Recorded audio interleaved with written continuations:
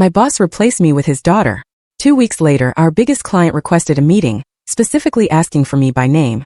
The panic in their eyes when I walked in with my new company was the sweetest payback. It still sends shivers down my spine when I think about it. One moment I was at the top of my game, 6 years of blood, sweat, and tears invested, ready for the biggest win of my career. The next, my boss, Victor, walked in with his daughter, Zoe, and just like that, everything I'd built was ripped away. That morning started like any other Monday at Prescott Media Solutions. I was buzzing, putting the finishing touches on the Atwood Industries presentation. This wasn't just another client. This was a potential $5 million account, the one that would hit my annual target by the second quarter and finally secure that promotion I'd been grinding for. I just finished my third coffee when Victor, old school Madison Avenue personified, knocked on my door. He'd built Prescott Media from nothing, and he expected perfection. "Morning, Morgan," he said, stepping in, followed by a young woman in a designer suit that probably cost more than my rent. "I'd like you to meet Zoe, my daughter. She just finished her MBA at Wharton." I stood, professional smile plastered on, extending my hand. "Nice to meet you, Zoe." I tried to sound natural, but my mind was racing. I didn't even know Victor had a daughter in the industry. "Dad likes to keep his work and family lives separate," Zoe replied, her handshake firm, her smile not quite reaching her eyes. Oh, I recognized that power play immediately. 6 years in a male-dominated industry had taught me when to hold my ground, and I matched her grip. Victor, completely oblivious to the silent battle, dropped the bomb. "Zoe's joining our executive team, and I want her to take over your accounts, effective immediately.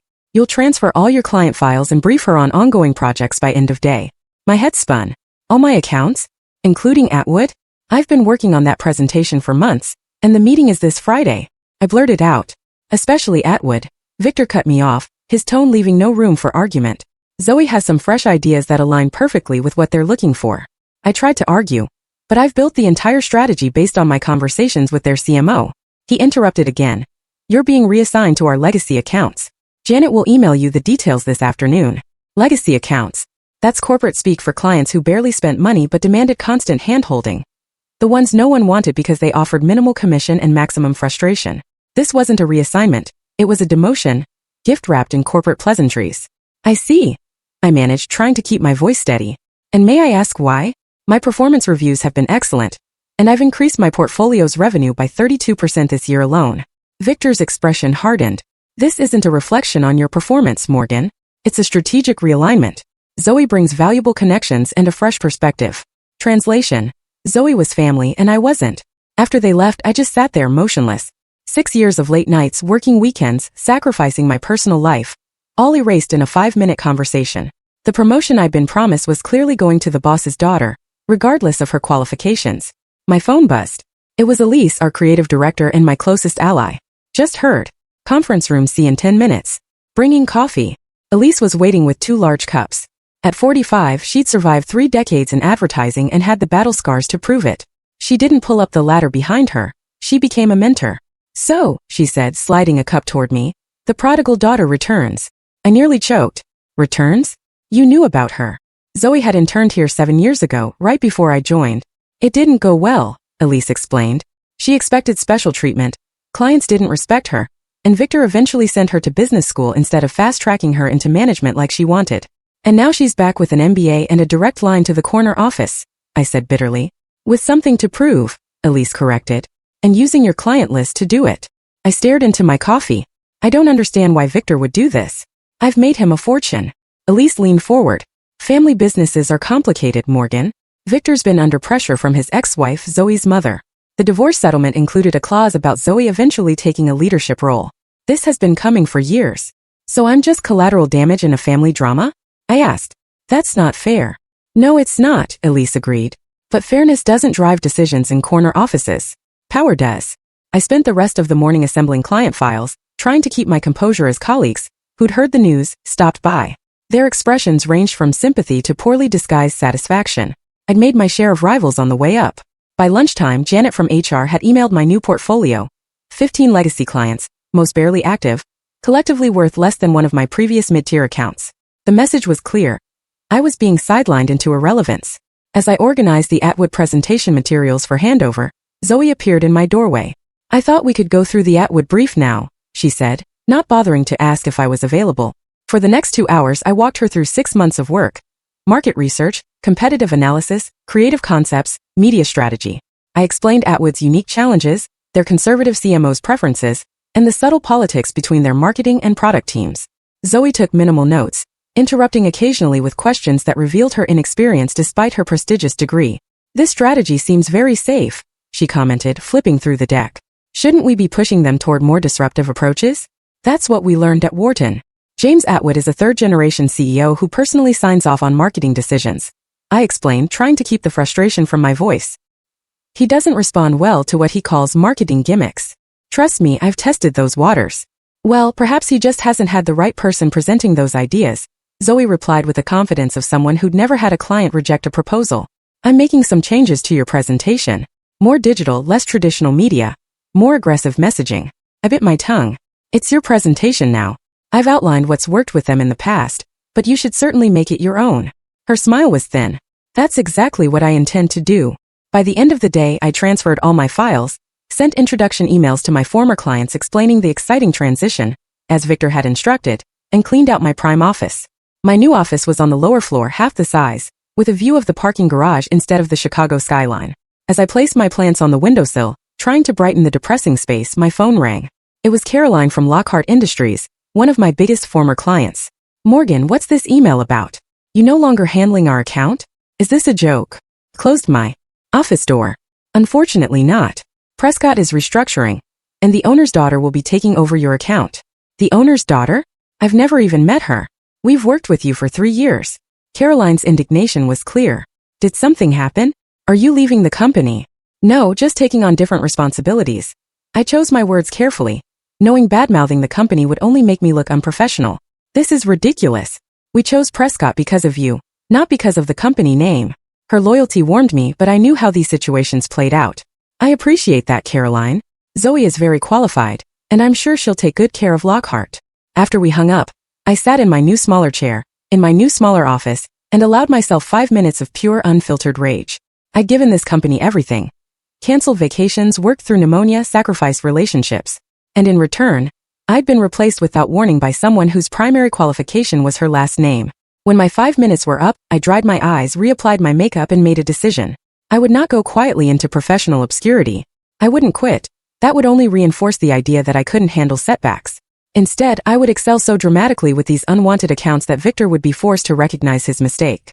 It was a solid plan, or at least it would have been if I'd had any idea what was about to happen next. The next morning, I arrived to find my new team waiting nervously outside my office.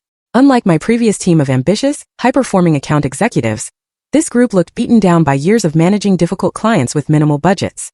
Morning, everyone, I said, unlocking my door. Let's get to know each other. For the next hour, I listened as they outlined the challenges of the legacy portfolio. Clients who hadn't increased spending in years, creative that hadn't been refreshed in even longer, and minimal support from senior leadership. Basically, we're the island of misfit toys, explained Ryan, a formerly promising account manager who'd apparently been exiled to legacy accounts after a disagreement with Victor's brother, who ran the finance department. No one expects much from us, which is both liberating and depressing. Well, that changes today, I said, straightening the nameplate on my desk. Just because these clients don't spend millions doesn't mean they don't deserve our best work. And just because we've been sidelined doesn't mean we have to act like it. The team exchanged skeptical glances, but I ignored them. I want a complete review of all 15 accounts by the end of the week. Identify opportunities for growth, creative refreshes, anything that could inject some energy into these relationships. Victor won't approve additional creative resources for these accounts, warned Tasha, the most senior team member. We've tried before. Let me worry about that, I replied, already formulating a plan. For now, just focus on the opportunities. As they filed out, I turned to the mountain of account histories. The legacy portfolio was even worse than I'd feared. Years of neglect had left these once valuable clients feeling like afterthoughts. Most were small to mid-sized businesses that had been with Prescott since the early days but had been gradually deprioritized as bigger clients came along. One folder in particular caught my attention: Meridian Custom Furnishings. They'd been Prescott's first major client 20 years ago, a family-owned business that crafted high-end custom furniture. According to the file, they'd once spent nearly $1 million annually on marketing, but had reduced their budget to barely 6 figures in recent years. I dug deeper and discovered something interesting. Despite their reduced spending with the agency, Meridian's business was actually thriving. They'd expanded into 3 new markets, opened a flagship showroom in New York, and been featured in several luxury home magazines. Yet their Prescott campaigns remained stuck in the past. Basic print ads and minimal digital presence. This was an opportunity hiding in plain sight. I spent the afternoon researching Meridian, exploring their outdated website and sparse social media, comparing their marketing to more digitally savvy competitors. By evening, I drafted a complete revitalization proposal, a strategy that would modernize their approach without abandoning the heritage that made them special. The next morning, I called Robert Meridian, the founder's son, who now ran the company. "This is unexpected," he said after I introduced myself. "We haven't heard from anyone at Prescott in months, aside from invoices." "That's exactly why I'm calling," I replied. "I've recently taken over your account, and I believe we've been underserving Meridian. I'd like to change that, with your permission." There was a pause. "The last 3 account managers promised the same thing, Miss Chun. Nothing changed." "I understand your skepticism, Mr. Meridian. That's why I'd like to show you what's possible, not just tell you about it. I've prepared a presentation specifically for Meridian. No recycled ideas, no generic strategies. Would you give me 30 minutes to share it with you?" Another pause, longer this time. "You've done specific work for us already without being asked? I believe in demonstrating value first, then asking for trust." He chuckled. "Well, that's refreshingly different. Fine, Miss Chun. You have 30 minutes tomorrow at 9 a.m. I hung up, heart racing with a familiar excitement I hadn't felt since being demoted. This was what I lived for. The challenge of turning a skeptical prospect into a believer. I spent that night finalizing my presentation, creating mock-ups of a refreshed Meridian website, social campaigns featuring their craftspeople, and video concepts showcasing their bespoke design process. It wasn't my most elaborate work, but it was thoughtful, tailored, and strategic. Everything the account had been missing. The next morning, I arrived at Meridian's Chicago showroom 15 minutes early, taking time to appreciate the stunning handcrafted pieces on display. The attention to detail was extraordinary. Robert Meridian met me in the showroom, a tall man in his 50s with calloused hands. "You're admiring the Hanson dining set," he observed. "The craftsmanship is exceptional," I replied honestly. "The way the grain flows continuously from the table to each chair. It tells a story of care and intention." He studied me with new interest. "Most agency people see furniture as props for their ads, not as objects with their own integrity. That's the problem with your current marketing," I said, seizing the opening. "It treats your pieces as products rather than as the art they clearly are."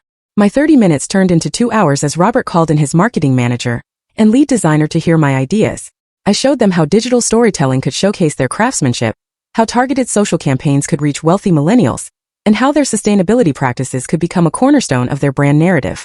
"This is what we've been trying to articulate for years," the marketing manager said. Robert nodded slowly. "What would this cost, Miss Chun?" I named a figure, 3 times their current spend but still within reach for a company of their size. "But we'd phase it in, gradually, proving the return on each investment before expanding." "And you would personally oversee this?" Robert asked. "Every aspect," I promised. "Then let's proceed." He extended his hand. Meridian is back in the Prescott fold. Or rather, in the Morgan Chun fold. I left the meeting elated. This was exactly the win I needed, proof that the legacy accounts weren't dead ends, but opportunities that had simply been neglected. Back at the office, I submitted the expanded scope of work for Meridian to Victor's brother, Michael, in finance, expecting resistance. Within an hour, he appeared at my office door. "This is a 300% increase over their current retainer," he said without preamble. "Which they've approved in writing," I replied, handing him the signed agreement.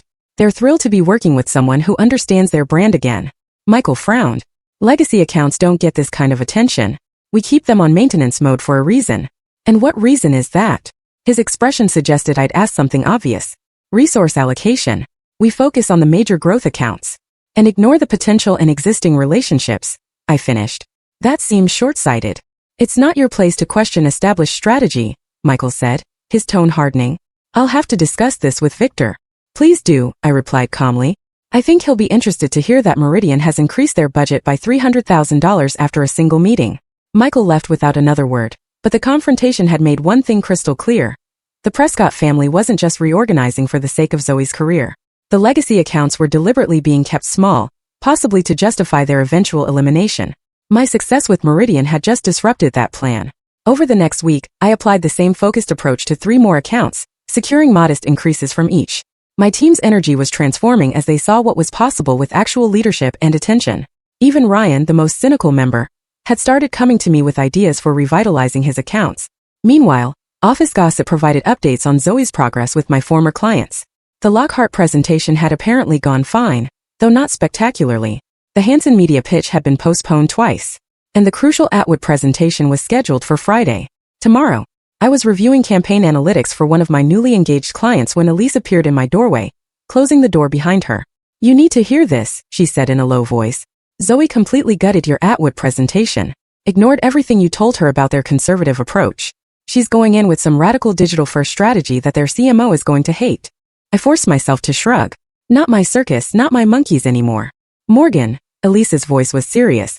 "When this crashes and burns, and it will, Victor will be looking for someone to blame. 3 guesses who that'll be, and the first 2 don't count." A cold weight settled in my stomach. Of course, Zoe would never take responsibility for a failure. She'd claim I'd sabotaged her by providing misleading information about the client. What am I supposed to do? Victor made it clear these weren't my accounts anymore. Elise perched on the edge of my desk. "Document everything. Every email where you provided guidance, every note from your client meetings, everything that shows you set her up for success, not failure." I nodded, already mentally cataloging the paper trail I'd need to protect myself. "And Morgan," Elise added as she stood to leave, "the word around the creative department is that you're making waves with the legacy accounts. People are noticing. Keep it up." Friday arrived with a tense atmosphere permeating the office. The Atwood presentation was scheduled for 2 p.m., and Zoe had commandeered the main conference room since morning, running her team through rehearsals that could be heard through the glass walls, her voice growing progressively more stressed. I deliberately stayed on my floor, focusing on my own work and trying not to think about the presentation I should have been giving. Around 1:30, my phone rang with an unfamiliar internal extension. "Morgan Chan," I answered. "Morgan, it's Janet from reception. There's a James Atwood here asking for you. Says he's the CEO of Atwood Industries." I nearly dropped the phone. "James Atwood? In our reception area? Asking for me personally?" "Yes, and he seems impatient." "I'll be right there." I hurried upstairs, mind racing. Why would the notoriously private CEO of Atwood Industries, a man who rarely attended agency presentations, be here asking for me personally? James Atwood stood in reception, an imposing figure in his 60s with silver hair and the straight posture of a former military man. He turned as I approached. "Mr. Atwood," I said, extending my hand. "Morgan Chan. This is unexpected." "Miss Chun," his handshake was firm. "I was told you'd be leading the presentation today. Instead, I find my team is meeting with someone I've never heard of." I chose my next words carefully. "There's been a recent reorganization. Zoe Prescott has taken over the Atwood account."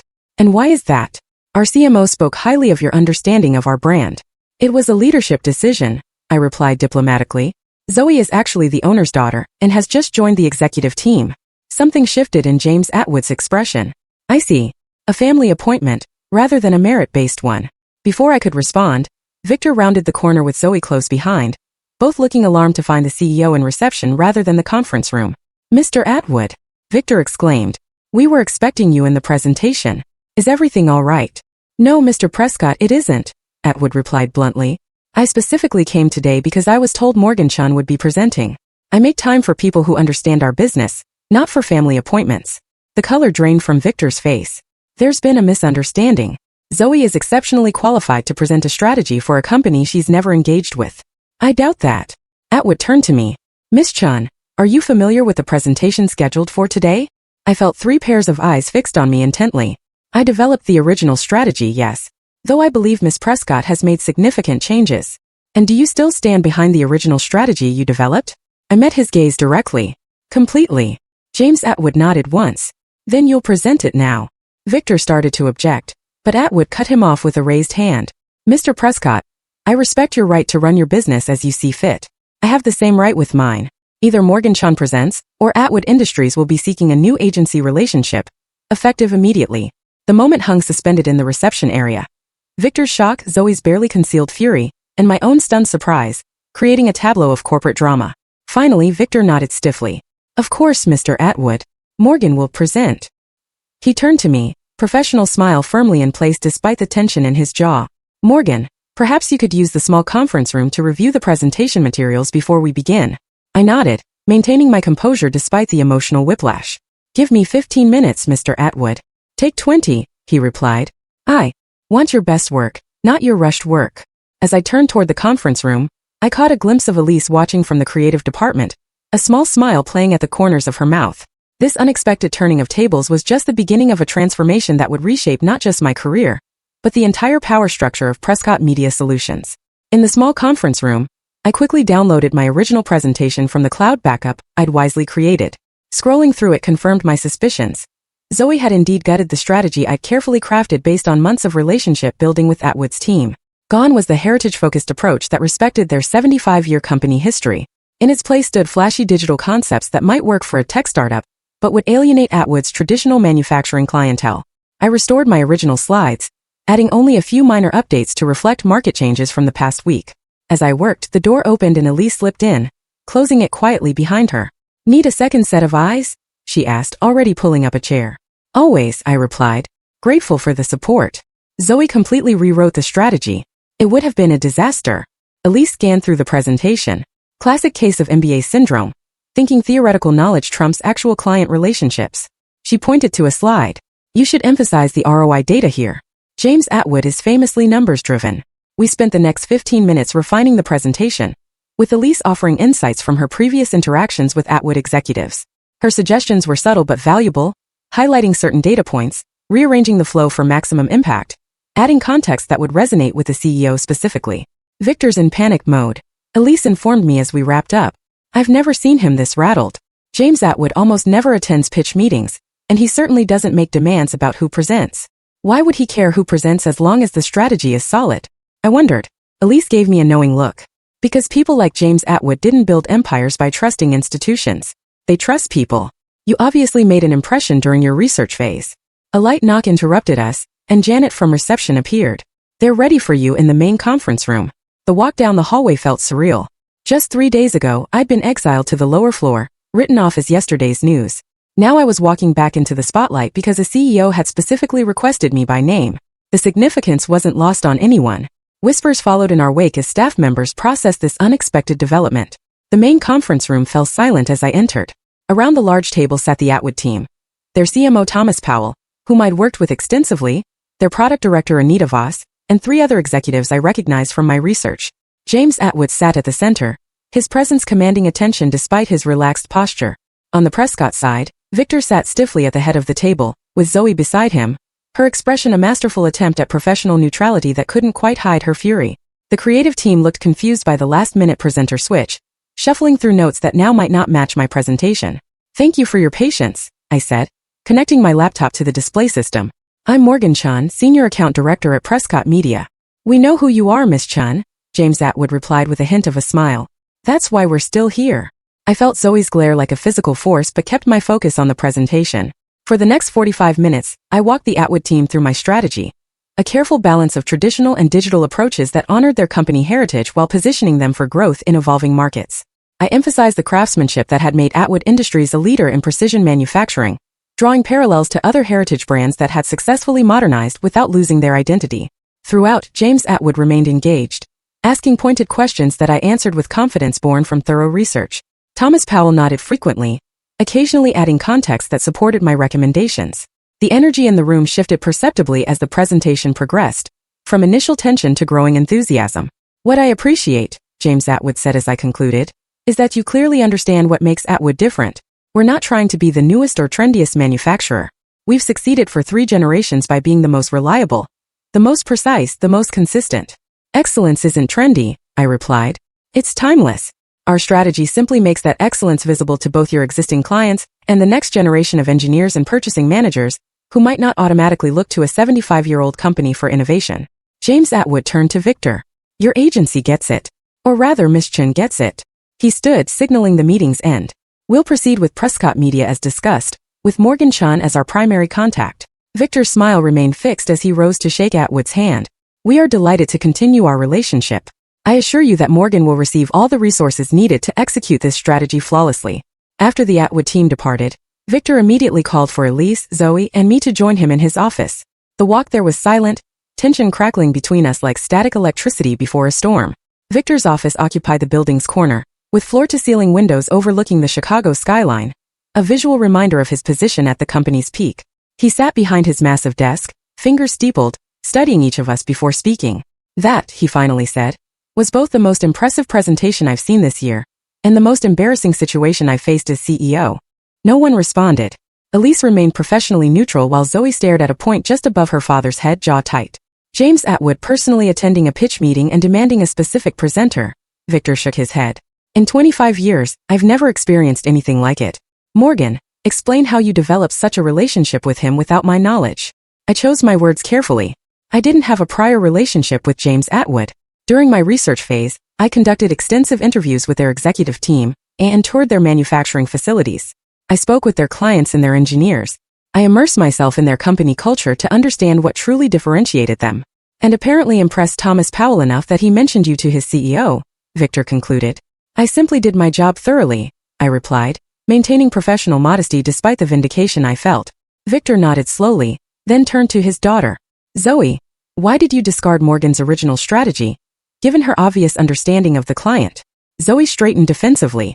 The strategy was overly conservative. My professors at Wharton emphasized disruptive approaches for heritage companies to avoid market stagnation. And did these professors have actual experience with third-generation manufacturing CEOs in the Midwest? Victor asked, his tone suddenly sharp. Their academic research is theoretical. Victor, I interrupted, this business isn't built on theories. It's built on relationships and results. He sighed, looking suddenly tired. This situation requires recalibration. My heart pounded as I waited for his decision. Would he acknowledge the mistake and restore my accounts, or find some way to satisfy both the client's demands and his daughter's position?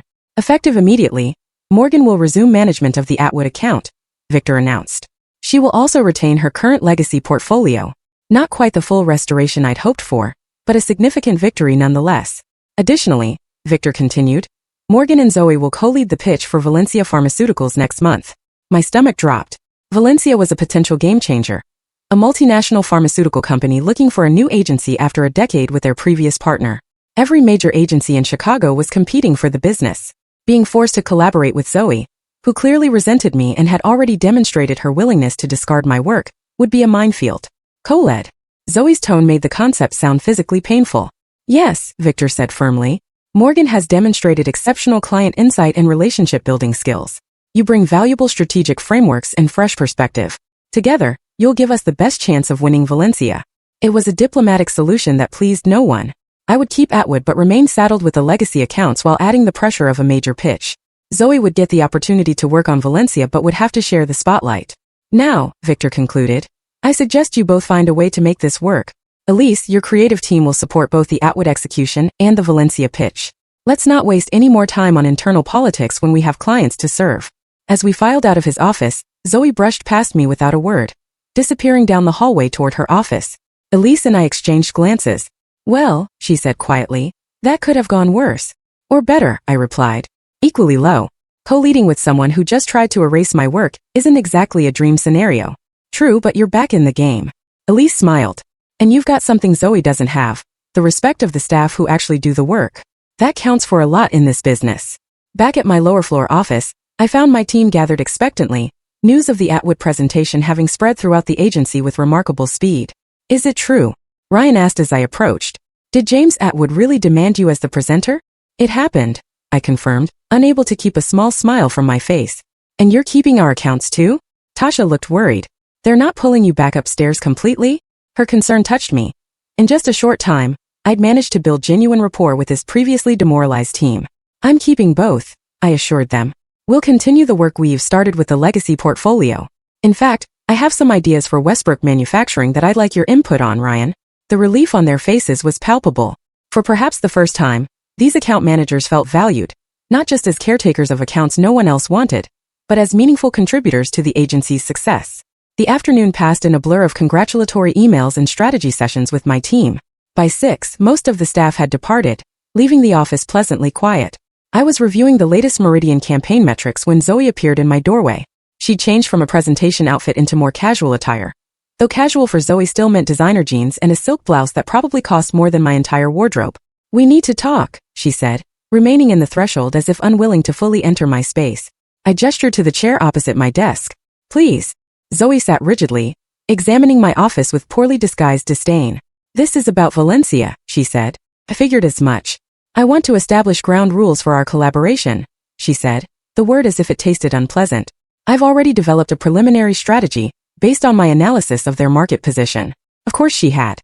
Without any client conversations or detailed research, she'd already determined the approach. I'm happy to review it, I said neutrally, though I usually prefer to start with extensive client discovery before developing strategic recommendations. That's inefficient, Zoe countered. We can refine the strategy after initial meetings. The point is to go in with a strong point of view. Or we could go in with strong questions and actually listen to their needs, I suggested. In my experience, pharmaceutical executives respond better to partners who demonstrate understanding before prescribing solutions. Zoe's eyes narrowed slightly. Is that how you impressed Atwood? By asking questions rather than providing answers. By asking the right questions which led to more effective answers, I clarified. Different industries have different expectations. Manufacturing executives value precision and reliability. Pharmaceutical leaders prioritize compliance and evidence-based approaches. I'm well aware of industry differences, Zoe said stiffly. My MBA concentration was in healthcare marketing. Then you know that pharmaceutical companies face unique regulatory constraints that shape their marketing decisions, I replied. Those constraints aren't theoretical. They're practical, daily considerations for their marketing teams. For a moment, Zoe seemed ready to argue, but then something shifted in her expression. You've worked with pharma clients before? GSK and Bristol-Myers Squibb before joining Prescott, I confirmed.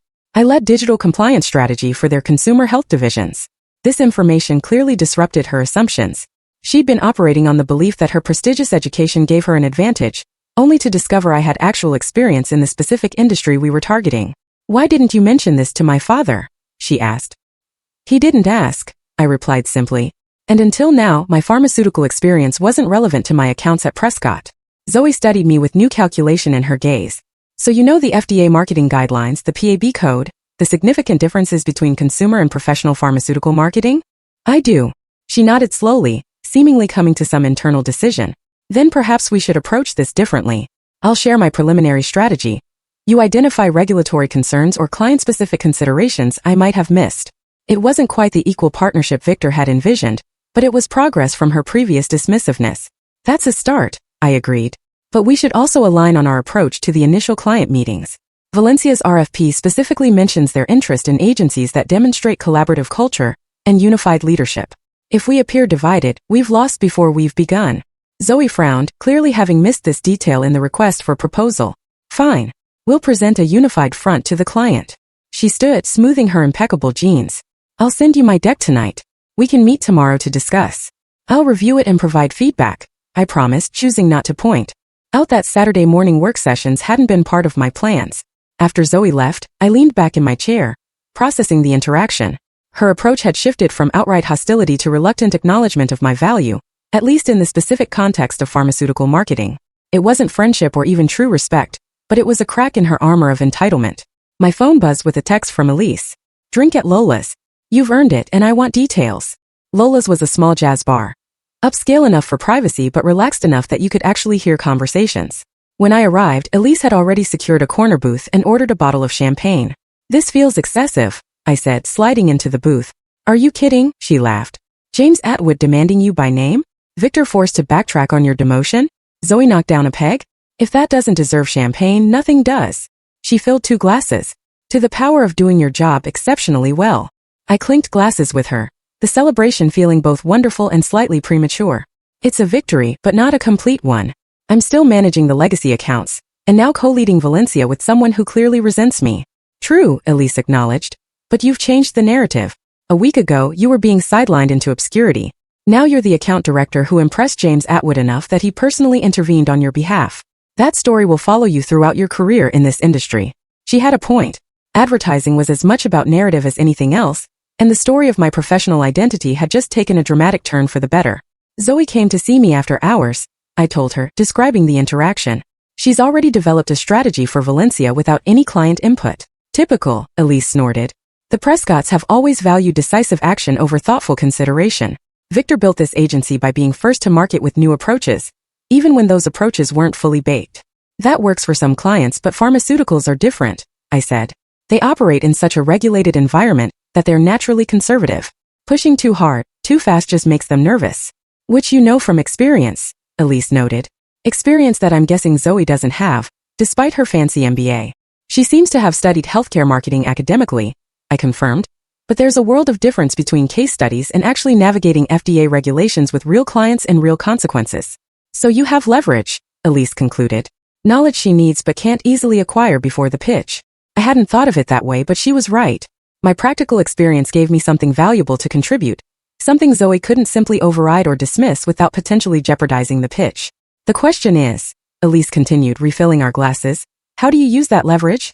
Not just to win Valencia, but to secure your position long-term. It was the question I'd been avoiding. Winning the Valencia account would be a significant professional achievement, but it wouldn't resolve the underlying power dynamics at Prescott.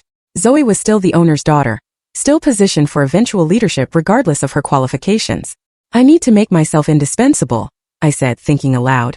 Not just to clients but to the agency's success. Exactly, Elise agreed. Client relationships are powerful, but they can be transient. You need structural leverage.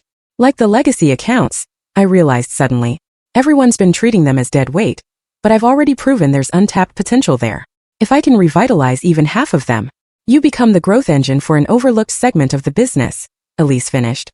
Very smart. And with the Atwood account back in my portfolio, plus potential Valencia success, I'd have demonstrated value across all client tiers.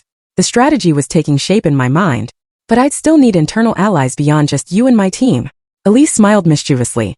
You might have more allies than you realize. Victor's brother Michael is furious about the Atwood situation. Furious at me? I asked confused. At Victor, Elise clarified. He believes the strategic realignment that gave Zoe your accounts was hasty and ill-considered. He was against bringing her directly into leadership without proper agency experience. This was unexpected. Michael Prescott had always seemed fully aligned with his brother's decisions. Why would he share that with you? I asked skeptically. Because we dated briefly in the early days of the agency, Elise replied with a wink. Before I realized I preferred women. We've remained friends and he still confides in me occasionally, especially when he's frustrated with Victor's decisions. The revelation shifted my understanding of the agency's power dynamics. If Michael Prescott was questioning his brother's leadership choices, there might be more instability in the executive suite than I'd realized. I'm not suggesting you try to exploit family tensions, Elise cautioned, reading my expression. Just be aware that the Prescott family isn't the monolithic force it appears to be. There are differences of opinion about the agency's future direction. As we finished the champagne, our conversation turned to practical next steps. How to approach the Valencia collaboration, how to continue building momentum with the legacy accounts, and how to navigate the complex politics of an agency in transition. Just be careful, Elise warned as we prepared to leave. Zoe may have been humbled today, but she's still a Prescott, and Prescotts don't forget perceived slights. I didn't create this situation, I pointed out. James Atwood did. Doesn't matter, Elise replied. In her mind, you've undermined her position and embarrassed her in front of her father. That makes you a threat to be neutralized. The warning followed me home, tempering my celebration with caution. I'd won a significant battle, but the larger conflict was just beginning. As I reviewed Zoe's Valencia strategy that night, predictably aggressive, innovative, but tone-deaf to regulatory realities, I realized how precarious my position remained despite the day's victory. Saturday morning found me at a coffee shop near my apartment, preparing for my meeting with Zoe. I'd annotated her presentation with detailed notes about regulatory concerns, market-specific considerations, and client sensitivities based on my previous pharmaceutical experience. My approach was deliberately constructive rather than critical, highlighting opportunities to strengthen her strategy rather than simply pointing out its flaws. Zoe arrived precisely on time, dressed in athleisure wear that probably cost more than my monthly car payment. She ordered a complex coffee concoction before joining me at my table. You've reviewed the deck? She asked without preamble. Thoroughly, I replied, pushing my annotated copy across the table. You've developed a compelling market positioning. I've added some notes about regulatory considerations and client-specific factors based on my pharmaceutical experience. She flipped through the document, her expression neutral but her body language gradually relaxing as she realized my feedback was substantive rather than competitive. These FDA citation references are helpful, she acknowledged, and your point about their previous compliance issues with social media marketing is well taken. Valencia was fined last year for influencer content that made implied claims without proper substantiation, I explained. They're particularly sensitive about digital recommendations as a result. Zoe nodded, making her own notes. That explains their emphasis on compliance protocols in the RFP. She looked up. How do you know their CMO previously worked at Johnson & Johnson? That wasn't in the company materials. LinkedIn and industry news, I replied. I make it a practice to research the actual people making decisions, not just the company profiles. Maria Dantas spent 15 years at J&J before joining Valencia, and she was known for prioritizing long-term brand building over short-term sales activation, which suggests she might resist our more aggressive growth recommendations. Zoe concluded, demonstrating quicker strategic thinking than I'd given her credit for.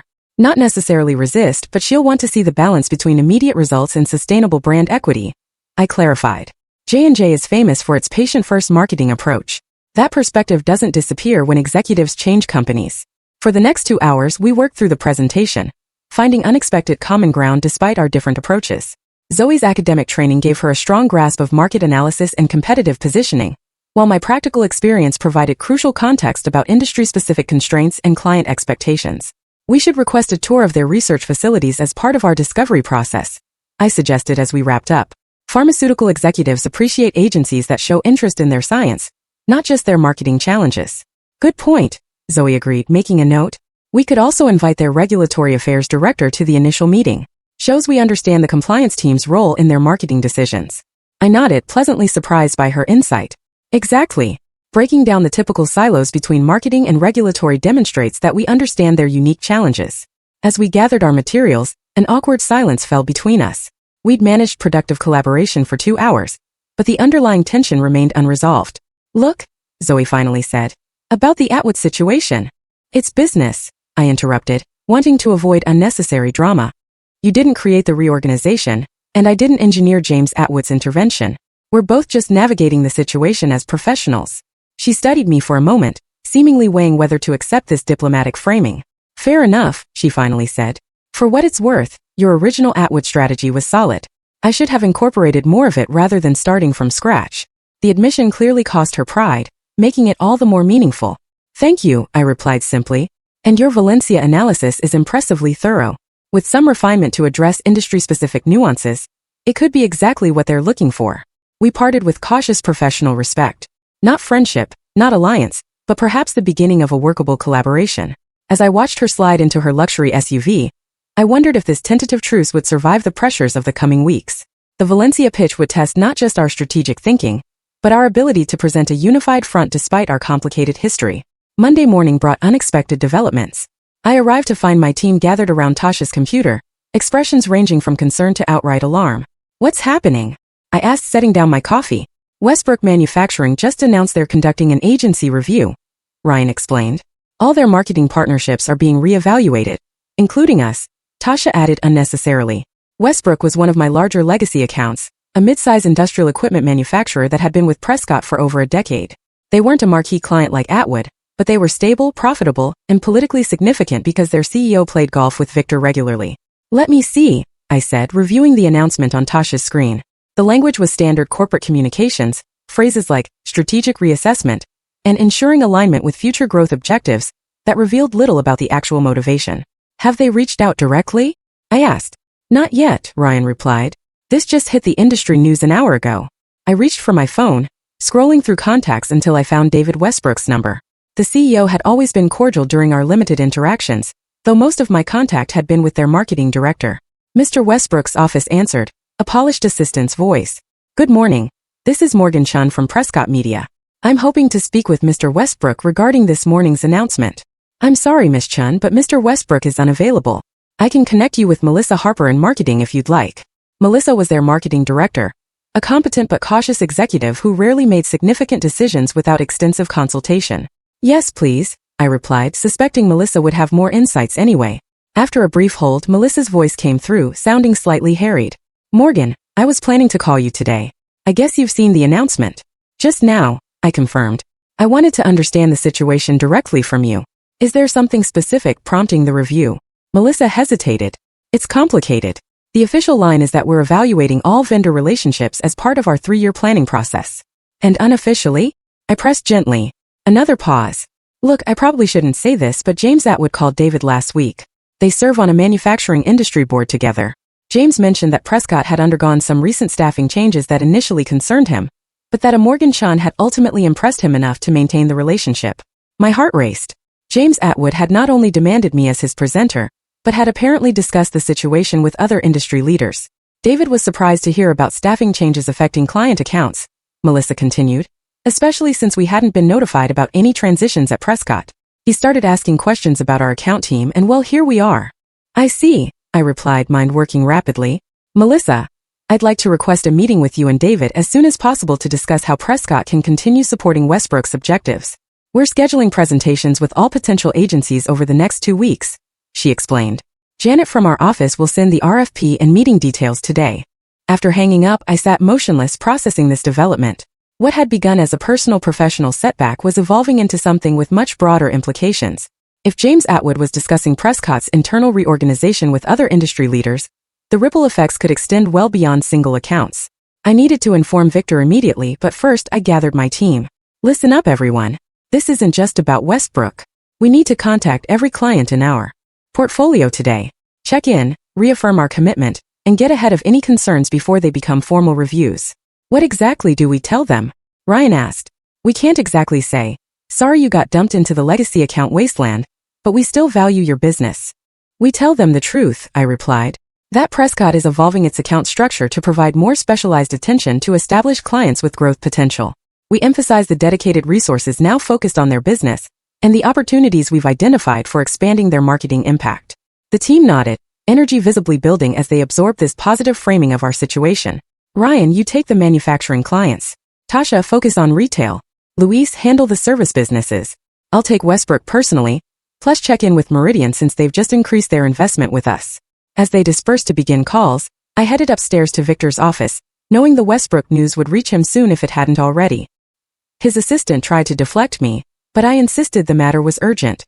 Victor was on the phone when I entered, his expression darkening as he saw me. He cut his call short. Morgan, I assume this is about Westbrook. You've heard, I noted, taking a seat without waiting for invitation. Michael just informed me. He leaned back, eyes narrowed. Apparently, James Atwood has been quite talkative about his experience with our agency. That's my understanding as well, I confirmed. Melissa Harper mentioned that he spoke with David Westbrook last week. Victor's jaw tightened. And now we're facing a review with a 10-year client who represents nearly $1 million in annual billing. It's manageable, I said calmly. I've already requested a meeting with David and Melissa. My team is contacting every client in our portfolio to get ahead of any similar concerns. Your team?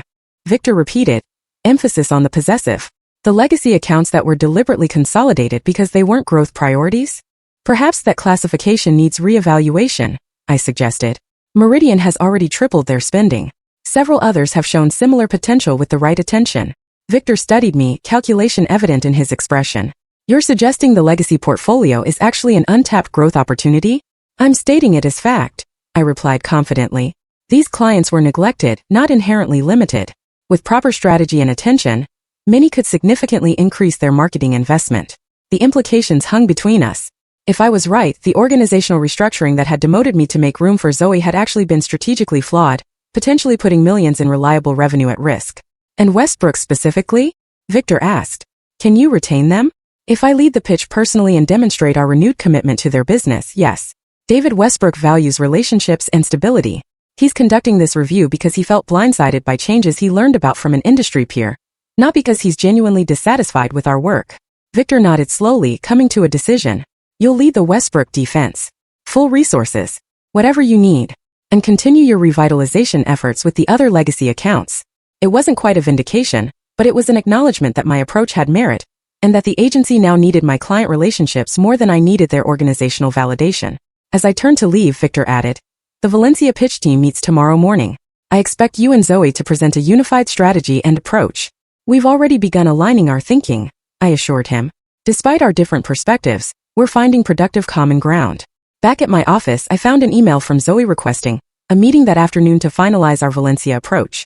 Her tone was businesslike but not hostile, a continuation of our cautiously professional interaction from the weekend.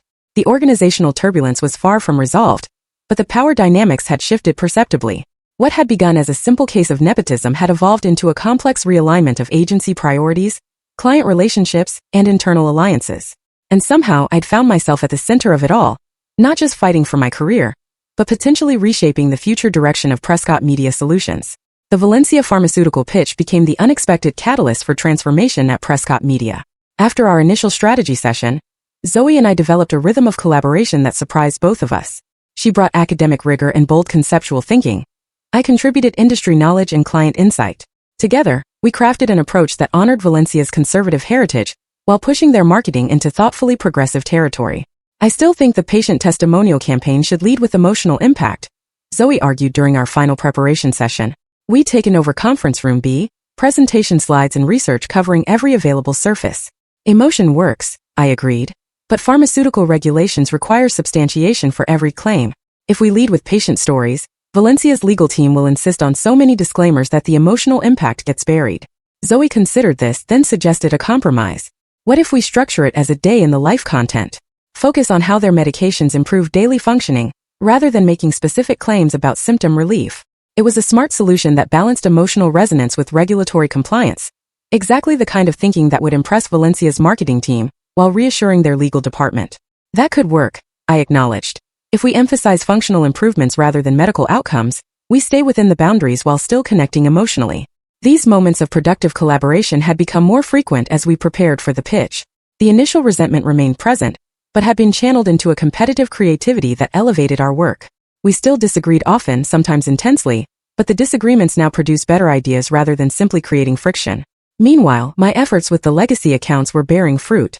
After the Westbrook Review announcement, my team had mobilized impressively, reconnecting with every client and demonstrating renewed commitment to their business. 3 more accounts had increased their spending, and Meridian had referred us to a complementary business in their industry. The morning of the Valencia pitch arrived with unexpected calm.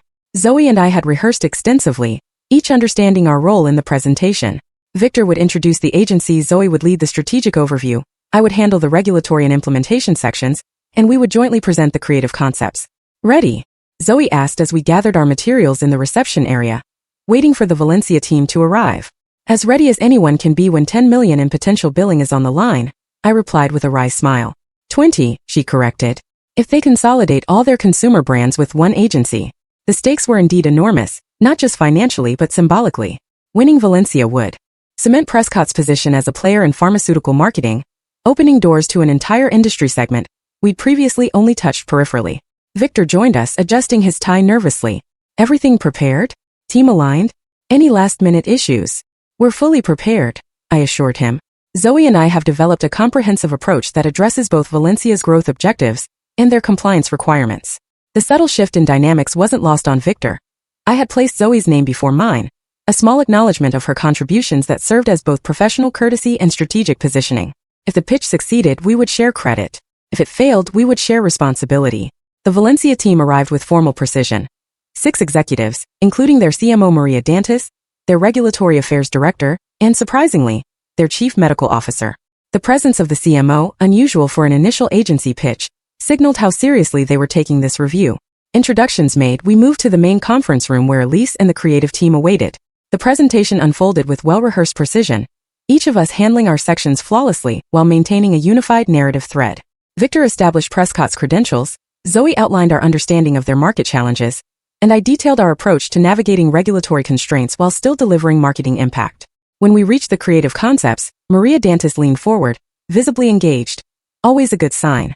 Our Day in the Life patient campaign clearly resonated, as did our physician education approach that elevated scientific substance over marketing flash. What impresses me, Maria noted during the Q&A, is that you've managed to be both innovative and compliant. Most agencies give us ideas our legal team immediately rejects, or safe concepts that won't move the needle. We believe effectiveness and compliance aren't opposing forces, I replied. They're complementary requirements that, when properly integrated, create marketing that actually works in the healthcare environment. And how would you structure our account team? Asked their procurement director. Who specifically would lead our business? Victor stepped in smoothly. Valencia would be led jointly by Zoe and Morgan. Their complementary skills, Zoe's strategic vision and Morgan's pharmaceutical expertise, would ensure you receive both innovative thinking and practical implementation. The description was diplomatic, positioning our co-leadership as intentional strength rather than temporary accommodation. More surprisingly, it seemed Victor now genuinely believed this framing, his earlier reluctance replaced by recognition of our effective partnership. After the Valencia team departed, promising a decision within 2 weeks, the pitch team remained in the conference room, simultaneously exhausted and energized. That, Elise declared, was the most seamless pharmaceutical pitch I've seen in 20 years. They're going to choose us. Let's not get ahead of ourselves, Victor cautioned, though his expression betrayed his optimism. Their procurement team still has significant influence, and we're competing against agencies with longer pharmaceutical track records. True, I acknowledged, but we demonstrated something unique today. The ability to balance innovation with compliance, creativity with regulation. That's rare in healthcare marketing. Zoe nodded in agreement, her earlier competitiveness tempered by the shared accomplishment. We should prepare for the second round discussions. They'll likely have follow-up questions about implementation timelines and team structure. Her use of we rather than I represented subtle, but significant progress in our professional relationship. As the team dispersed, Victor asked Zoe and me to join him in his office. The potential Valencia win had clearly shifted his perspective on our collaboration, his earlier skepticism replaced by cautious endorsement. Whatever happens with Valencia, he said once we were seated, you two have demonstrated effective partnership despite challenging circumstances. I'm considering how this model might apply to other major accounts. The implication was clear. Our forced collaboration had produced results that warranted replication, potentially creating a new leadership structure at the agency. The Westbrook defense is next week, Victor continued. Morgan, given your success in retaining Atwood and revitalizing the legacy accounts, I want you to lead that presentation. Zoe, I'd like you to contribute strategic input, though Morgan will make final decisions given her relationship with the client. It was a remarkable reversal from his earlier positioning. Zoe would still be involved, but I would lead, an arrangement that would have been unthinkable weeks earlier. There's one more item we need to discuss, Victor added, his tone growing more serious. Michael has been analyzing our account distribution and revenue projections. The legacy portfolio you've been revitalizing, Morgan, now shows greater growth potential than several of our supposedly premium accounts. The validation was satisfying, confirming what I'd recognized from the beginning, that these clients weren't inherently limited, just underserved. In fact, Victor continued, if current trends continue, your legacy portfolio could generate more new revenue this year than our 3 largest accounts combined, simply because you've identified opportunities everyone else overlooked. Zoe shifted uncomfortably, sensing where this conversation was heading. This creates an organizational challenge, Victor admitted. Our current structure doesn't properly value or support these relationships. Michael is recommending we create a new division specifically focused on these growth opportunities, with dedicated creative resources and strategic support. A legacy growth division? I suggested, immediately seeing the potential, focused on maximizing value from established relationships, rather than just pursuing new business? Exactly, Victor confirmed, and he would believe you should lead it, Morgan, as Executive Vice President of Client Growth. Executive Vice President. The title represented not just restoration, but promotion, a position on the executive leadership team with direct input into agency direction and strategy. And my role? Zoe asked, her tone carefully neutral despite the obvious implications for her position. You would continue leading our new business division, focusing on acquiring and developing relationships with new clients, Victor explained. Your strategic thinking and innovative approach are valuable assets for clients seeking fresh perspectives. It was a diplomatic solution that gave us both leadership positions, while acknowledging our different strengths. More importantly, it created a structure that could eventually succeed regardless of personalities, based on business logic rather than family politics.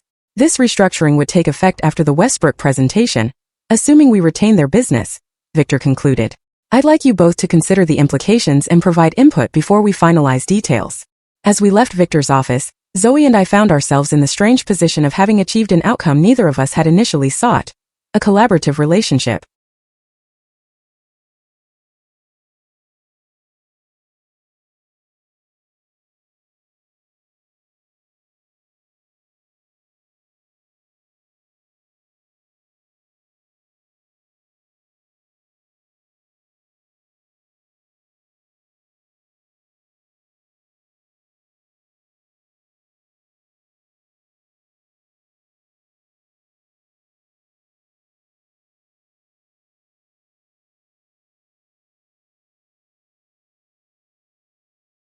With defined boundaries and mutual respect, if not quite friendship.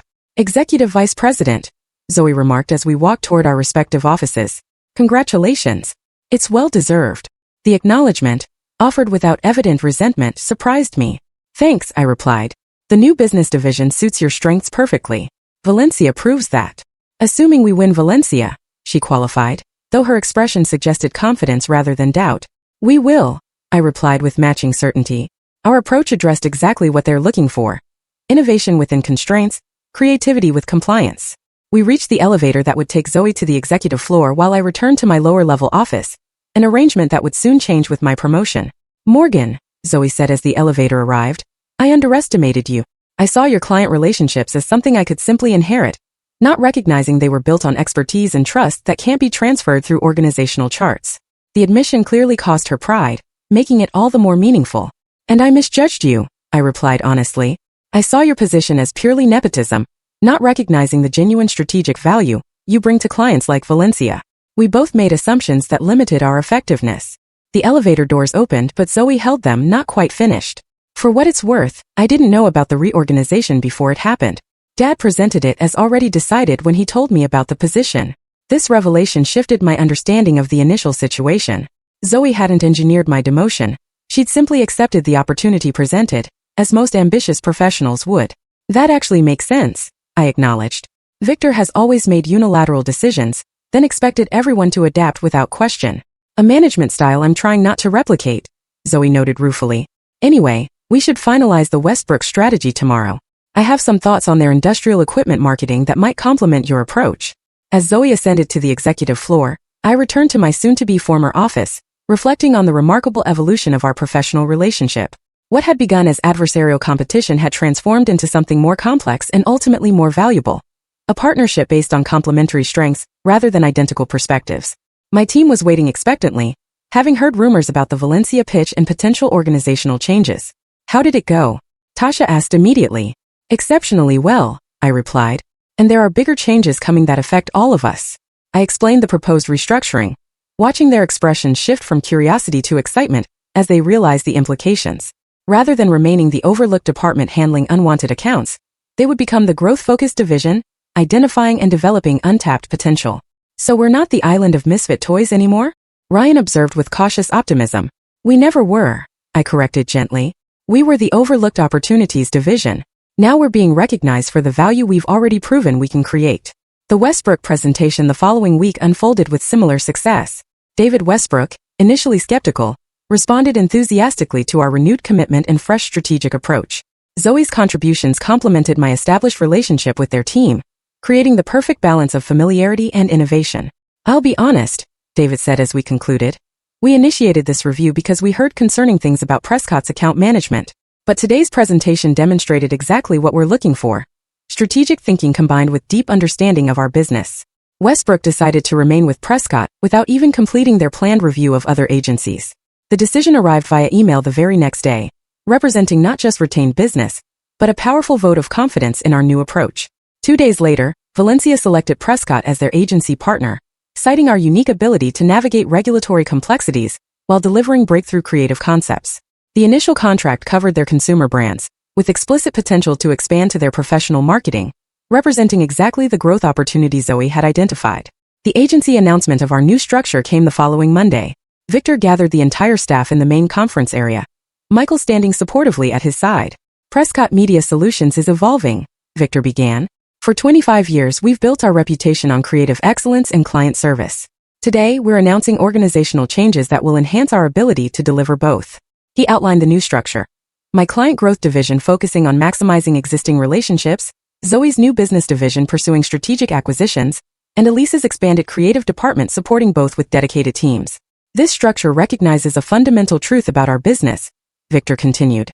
Growth comes not just from new clients, but from identifying untapped potential in existing relationships. Morgan Chen's leadership in revitalizing our legacy portfolio demonstrated this principle conclusively. As Victor introduced me as Executive Vice President, the spontaneous applause from my team spread throughout the room. Even Zoe joined in, her earlier resentment replaced by professional respect. The transition wasn't seamless, of course. Some staff remained skeptical about the restructuring, viewing it as merely repackaging existing divisions. A few of Zoe's supporters saw my promotion as undermining her authority, rather than creating complementary leadership. But the results quickly silenced most critics. Within 6 months, my division had increased revenue from existing clients by 47%, while Zoe's team secured 3 new accounts in addition to Valencia. The agency's overall growth accelerated, creating new opportunities for staff at all levels. More subtly, the culture began to shift. The previous emphasis on pursuit of new, prestigious clients was balanced by recognition of the value in nurturing established relationships. Account managers previously overlooked for promotion because they maintained boring accounts rather than landing flashy new business found their consistent client service newly valued and rewarded. 1 year after Victor walked into my office with Zoe beside him, announcing my effective demotion, we gathered in that same main conference room for Prescott's annual all-staff meeting. The difference was palpable, not just in my position on the executive team, but in the energy throughout the agency. Our performance this past year has exceeded all projections, Victor announced proudly. Revenue is up 32%, staff retention has improved by 24%, and client satisfaction scores are at their highest level in our history. He acknowledged each division's contributions, highlighting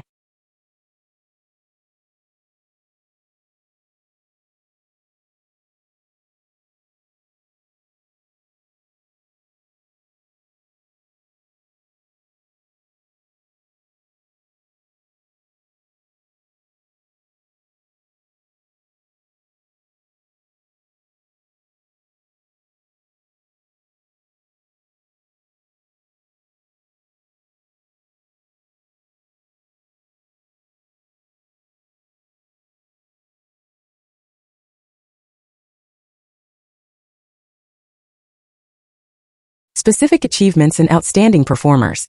When he reached the client growth division, his praise was unequivocal. Morgan Chen's leadership has transformed how we view existing client relationships. By identifying growth opportunities others overlooked, her team has generated over $12 million in incremental revenue, while strengthening some of our longest-standing client partnerships. The professional vindication was deeply satisfying, but even more meaningful was the change in how we operated as an organization. The arbitrary distinction between prestigious and legacy accounts had dissolved, replaced by recognition that every client represented potential value when properly served. After the meeting, James Atwood called me directly, something that had become a regular occurrence as our partnership deepened. "Morgan, I'm hearing impressive things about Prescott's performance," he said without preamble. "The restructuring you implemented seems to be working exceptionally well." I smiled at his assumption that I had implemented the changes rather than simply catalyzed them through circumstance. "It's been a team effort," I replied diplomatically. "The new structure better recognizes and rewards the various ways we create value for clients." "Value recognition is rare in agencies," James observed. "Most chase novelty at the expense of substance. That's why we've decided to consolidate all our marketing with Prescott, including our international divisions." The expansion would nearly double the size of the Atwood account, making it one of our largest global relationships. More importantly, it represented absolute validation of our approach, focusing on client needs rather than agency convenience. Later that afternoon, I encountered Zoe in the kitchen area, both of us taking rare breaks between meetings. "Heard about Atwood's expansion," she remarked, preparing an elaborate espresso drink. "Congratulations. That's significant growth from your division." "Thanks," I replied. "Valencia's European launch is progressing well too. Your team's regulatory navigation has been impressive." We'd settled into a relationship of professional respect with occasional moments of genuine collaboration. Not friendship exactly, but a productive partnership built on recognition of complementary strengths. "You know," Zoe said, considering her coffee thoughtfully, "a year ago, I would have resented your success, seen it as diminishing my position somehow. And now," I prompted when she paused. "Now I see that your success actually enhances mine," she admitted. "The stronger each division becomes, the more resources we all have for growth. It's not zero-sum." It was perhaps the most significant transformation of all. Recognition that individual advancement didn't require others' demotion, that collective success created more opportunity than internal competition. As I returned to my office, now appropriately located on the executive floor with a view rivaling Victor's, I reflected on the journey from that initial devastating demotion to my current position. The path had been neither direct nor easy, requiring strategic patience, principled decisions, and even uncomfortable collaboration with someone who had initially benefited from my setback. The lesson wasn't simply about perseverance or proving my value, though both had been necessary. It was about recognizing that organizational systems can change when their flaws become visible, that relationship capital often outweighs positional authority, and that sometimes the very person who seems to represent your professional obstacle can become an unlikely ally in transforming the environments that limited you both. My assistant interrupted these reflections with a reminder about my next meeting. The monthly review with Meridian Custom Furnishings, the first legacy client whose potential I'd recognized during those challenging early days of demotion. Robert Meridian greeted me warmly as I entered the conference room. His craftsmanship trained I immediately noticing my recent promotion to the corner office. "Moving up in the world, Morgan, though I hope not too far up to remember the clients who helped you get there." "Never," I assured him with genuine appreciation. Some relationships have value beyond their immediate numbers. They reveal possibilities you might otherwise miss. It was true not just of client relationships but of professional ones as well. Even those that begin with replacement and resentment can eventually reveal unexpected growth opportunities when approached with strategic patience and principled persistence.